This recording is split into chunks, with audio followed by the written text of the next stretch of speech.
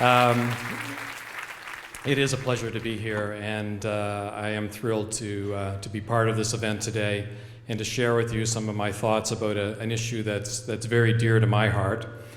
I'll start by asking you to think back 2 years to the last US presidential election.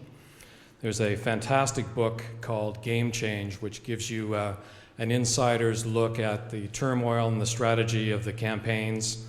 The juicy parts are about Sarah Palin and about John Edwards, but the more substantial reporting covers the collapse of the Hillary Clinton campaign. If you recall, the race was hers to lose. She was the best qualified candidate, she had the best organization, but very early in the primaries, she spun her wheels trying to find a story that connected with a narrative that mattered to the voters, and ultimately wasn't able to come up with a campaign that was about anything more than herself. And that left the door open for another candidate to question her legitimacy by saying, "I'm here to serve, I'm not here because I think this is owed to me." And that was a devastating comment that was delivered in Iowa that hurt the campaign for Clinton and built the campaign for Obama as an agent of change, positioned her as the establishment candidate, and then positioned him as an outsider who would run and be a unifier and shake up Capitol Hill, and built his campaign from there. Politics is fundamentally about story, and once a candidate's narrative is set, it sets in cement, and it's very, very difficult to change once the public has figured out your campaign. Obama won his campaign because he had a story that he seeded early, and a story that was irresistible, believable, and unforgettable.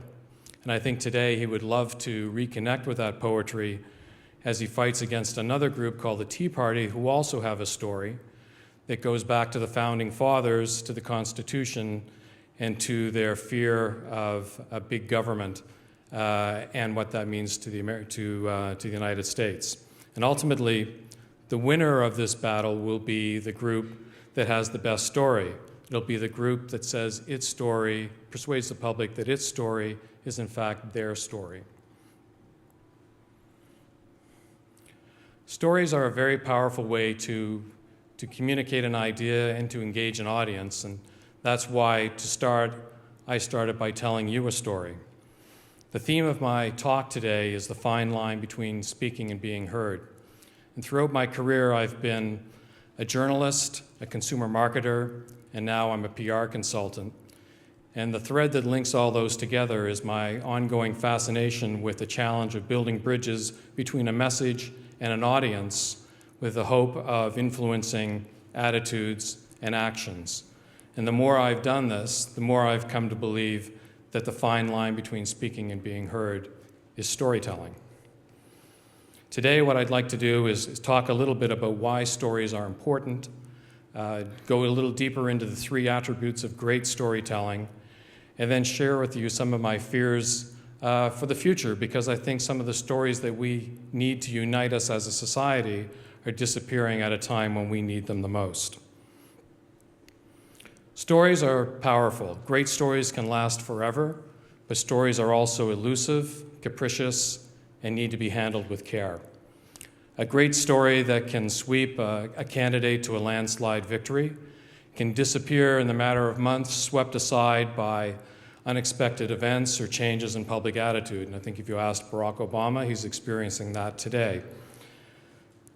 You've also, in the world of politics, seen a lot of candidates who seem to be the right person, the right experience, had the right ideas, but were unable to get elected because they were unable to persuade anyone that their story mattered to them. All of us as communicators face the same challenge, which is to connect our story, or in the case my story, with your story to make it our story. And when we look at why stories are so powerful, we just need to look at where we've come from as a society. Storytelling is deeply embedded in our evolutionary DNA. If you think about it, it's the way we've connected the dots as societies and cultures from the beginning of time. Cave drawings were the way stories were used to share experiences. Oral histories were used to preserve cultures. Myths and legends immortalized good and evil. Religions have used storytelling to impose moral authority. In fact, from the time that we're born, we learn about the world from mom and dad in bedtime stories, and then we go to school and we learn how to read and write from Dick and Jane. Stories are incredibly important. They've been with us forever, and they're with us today, and we see the world today in the form of news stories, brand stories. Pop culture is nothing but a series of stories. And what I'd like to focus on is the three important attributes of storytelling, and that is that a great story is irresistible, it's believable, and it's unforgettable. And as communicators, we all have a responsibility to understand why that's true and how we can use that to our advantage. What makes a great story irresistible? Drama. At the heart of every story is a conflict. The conflict is what entertains us, and the resolution of that conflict is the payoff for us being part of the story. This conflict can be man against man against nature, man against himself, speaker against audience. Conflict is everywhere. Don Hewitt, who was the legendary producer of 60 Minutes, now in its 42nd season, believed there was a universal human request to tell me a story. We want our news packaged as a drama. And that's why a story about will the Chilean miners be saved is a whole lot like will Leo and Kate get off the Titanic, or will Russell and Carl get to Paradise Falls. People reach for stories to deal with complexity. It helps filter out and evaluate ideas. It helps you choose the good guys from the bad guys. A strong actor in a story can frame that narrative to build the story for themselves. A weak actor will be framed by the same narrative. A great example of an organization that used storytelling in the dramatic structure of storytelling to control an issue is Maple Leaf in the listeriosis crisis a couple of years ago. As a PR consultant, I can tell you that what they did was textbook from a communications point of view. They took responsibility, they empathized with the victims and their families, they said what they were doing to fix the issue, and then they said that what they were doing to keep the issue from never coming back. What I found fascinating was this is also a classic case of the use of storytelling to control the way a story was told. Because if you'll recall, huge safety failure, 23 people died, and government regulation of a huge industry leader suspect, and yet the stories were sympathetic towards Maple Leaf and its CEO as much as they were towards any of the victims in this case. Actually, the victims got very little coverage if you go back and look at the news coverage. It's all about Maple Leaf, it's about regulations, and it's about Michael McCain.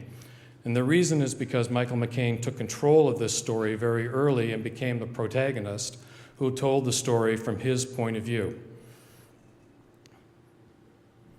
At the key moment of the crisis, he tossed the lawyers out of the boardroom and said, "I will do whatever it takes to make this right, regardless of the money, regardless of the legal liability." And that was the turning point for him, because if he'd not done that, if he'd lawyered up or clammed up, he would have lost control of that story, and the story would have shifted towards his opponents, who would have been the underdogs against a large corporate villain.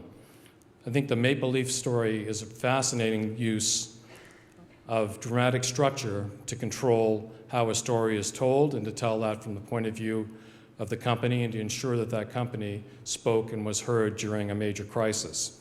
And ultimately, 5 months later, good opinion scores from consumers about Maple Leaf were actually higher than 5 months before the crisis. What makes a great story believable is cultural relevance. It's almost impossible to persuade someone to change their mind unless you first understand how they see the world and what stories they use to put the world together to create that narrative for themselves. This is an extremely difficult issue to manage from a storyteller, from any point of view in communications. You've heard the expression, context is king. In this case, I would say context is Kevlar. Because if you're telling someone a story that's built on the values and the beliefs that they already hold, the story is not only pre-sold, it's almost bulletproof when it goes into argument. I'll give you an example. How many people in the auditorium, let's see if I can see out here, believe that debt is good? If you do, raise your hand. And how many believe debt is bad? Thank you. Looking to see where my wife's hand went up there, but I'm not quite sure where she's sitting. So if you believe that the debt is bad, imagine the difficulty I would have as a storyteller trying to persuade you to invest in more stimulus money to kickstart the economy. It'd be extremely hard to do that. I tried to find a slide to capture that, but unfortunately there's no photo of anyone raking water up a hill, so I did the best I could. It is extremely difficult because when you look at it, people make technical arguments, they have economists make arguments to say this is what will happen when we invest, but consumer confidence is being held down by a much stronger belief system. The only hope that people would have if they were going to change the way people feel about stimulus money is to weave it back into the way they feel about the story of their country. And it's about self-sacrifice, it's about belief in tomorrow, but it's got to be about something that's fundamentally at the heart of how they see themselves. It's not the technical arguments that anybody will ever hear. And ultimately, that'll get solved once again by whoever has the best story and how that story is communicated to the public. Storytellers need to be aware and beware of what the beliefs are of the audience that they're trying to influence. They need to look at an image like this and say, do I see the trees or do I see Teresa or the lady in the trees? If you're going to change the way that you're trying to communicate a message, you must first weave that point of view into the existing belief system of the person you want to influence before you can suggest that there's a potential change or a fork in the road up ahead. Perhaps the best example of this, and I'm not sure if you've seen it, is the documentary The Fog of War by Errol Morris. The documentary deals with the 11 life lessons of Robert McNamara, who was the defense secretary in the US in the 60s and one of the principal negotiators and architects of the Cuban Missile Crisis and the Vietnam War. McNamara was the best and the brightest who went to Washington to serve Kennedy. He was probably one of the most brilliant people in government, former president of the Ford Motor Company, and yet when he was tasked with dealing with Vietnam, was completely unable to deal with it because he couldn't see the story from the point of view of the other side. It was interesting, as I was flying out here a couple days ago, I picked up the Harvard Business Review, and there's an appreciation of McNamara in this month's issue, and ultimately, very nice because it agrees with the speech, ultimately he failed because he was unable to empathize with his opponents. He was unable to see the world through their stories and understand their motivations. And I think what's critical here, and the key insight in that film, is when we look at an issue, do we see what we believe or do we believe what we see? And we need to ask ourselves that question as communicators. We also need to ask ourselves that question of the audience we hope to communicate to. Do we see the trees or do we see the lady in the trees? If we want to speak and be heard, a storyteller must first understand what that audience believes before they can reach out and start to communicate with them. I always say to my team at the agency that before you look at any issue and start to think of strategy, think of Bob. Think of how he saw the world, and then ask yourself if you're seeing it the same way. What makes a story unforgettable is the way our memories are hardwired.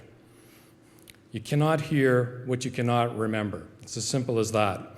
There's a great book called Biology by Martin Lindstrom that looks at why people buy what they buy. And what he found in the book is that it's feelings, thoughts, desires in the unconscious mind that drive decisions. The unconscious mind is organized by emotions, and emotions are organized in the form of stories. And that's why news stories or branded entertainment, where an idea is woven into the narrative, are so much more influential than advertising. When that idea is woven into the narrative, not only is it heard, it's easily recalled and easily brought back to be influenced. Stories are saved directly into memory. Emotions lead to action more than reason, and stories therefore drive behavior.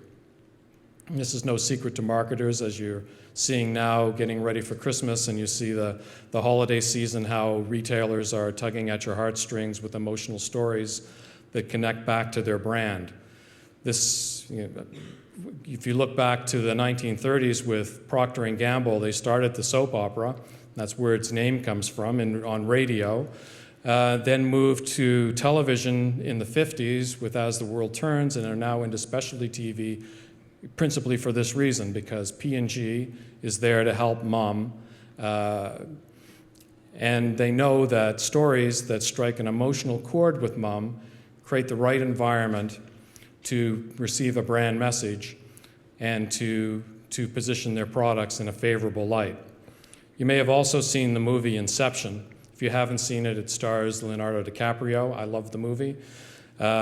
He's the leader of a gang of thieves that steal ideas from the unconscious minds of their victims. Only in this case, he's trying to plant an idea into the mind of the victim. And what's fascinating about it is he uses layer upon layer upon layer of emotional narrative to drive that idea to its resolution. It's a fantastic movie. And what it drives home is that if you want to speak and be heard, the way to do that is to place your message within an emotional narrative that will be easily stored in someone's mind and easily recalled later. So I hope what I've been able to do in this first part of the speech is show you why storytelling is powerful and describe a little bit about the three attributes of great storytelling, that it's irresistible, believable, and unforgettable. Now I'd like to close with a few comments about the road ahead, because I do see some real challenges to our ability to hang on to stories as a society, that we need to function as a healthy society. We're in an age when the means to communicate and share stories has never been greater. New media has empowered everyone, but I don't believe it's truly empowering unless it helps build broader narratives that help societies function in a healthy way and help bring people together to deal with big issues. Nucky Thompson, the crime lord in Boardwalk Empire, rules with a simple credo, and that is never let the truth get in the way of a great story. And the Weekly News of the World ruled the checkout counter, is gone now, but I miss it, with never fact check your way out of a good story. So I don't want to persuade you that bat boy sightings are a threat to society, but when politicians and news outlets feel that they can run with a story without basic fact checking because it fits a bias, we have a real problem as a society. We are facing very big challenges, as you all know, and we need bigger stories to meet those challenges. And the great risk is that those stories are shrinking rather than growing and pulling us together as a society. The reason why it shrinks is there's so much pressure on ideology, a 24/7 news cycle which just speeds the velocity of sharing of information. Our media landscape is fragmented, broadcasting is now somewhat narrowcasting, and ultimately we're communicating in silos and we're shattering the narratives that bring us together. In some ways, 2010 feels a little bit like 1810, only the angry person in the basement with who's printing pamphlets is posting directly to the internet and directly to the world. There was an age when too few people controlled information. And I'd say that that's one of the age that I grew up in as a journalist. But you had a sense that even though too few people controlled information, they tried to be responsible with it, tried to be objective, tried to be fair, and ultimately tried to serve the public good. I'm not arguing that we need to go back to an age of gatekeepers, not in any way. I think that the promise of the way we communicate today is so great that we'd be foolish not to find the right way to use it responsibly for our countries. What I am saying, though, is we do miss some of those attributes, and we need politicians who are really leaders, and we need news organizations who want to be media of record by communicating responsibly. People no longer trust the information they receive. Studies show us that. Storytellers are entitled to their opinion, but not to their facts. And the basis of a healthy democracy is information that everyone can trust. If information is solely in the eye of the beholder, then the society will become blind very quickly. It'll also become very unruly, because if we're shouting at each other and we're labeling each other, we lose the civility that we need to communicate and involve people. And studies also show us that without civility, people simply tune out, and are also tuning out of the nation-building process. The world we live in is too unequal and too unsustainable for this to continue. There was a fantastic article in the New York Times a couple of weeks ago by Thomas Friedman, who simply said the best antidote to malicious journalism is good journalism. And I like Ken Dryden's book, Looking for a News Story for Canada, that's based on multiculturalism, pride, and learning. We need to, as a society, come together and create bigger stories that are irresistible, believable, and unforgettable. I think we need to think back to how we started, back the way we connected the dots originally, but this time make it a dialogue, bring people together, and make it something that includes everyone.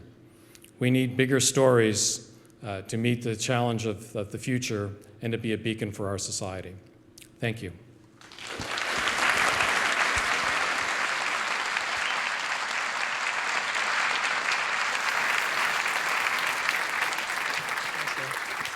Video to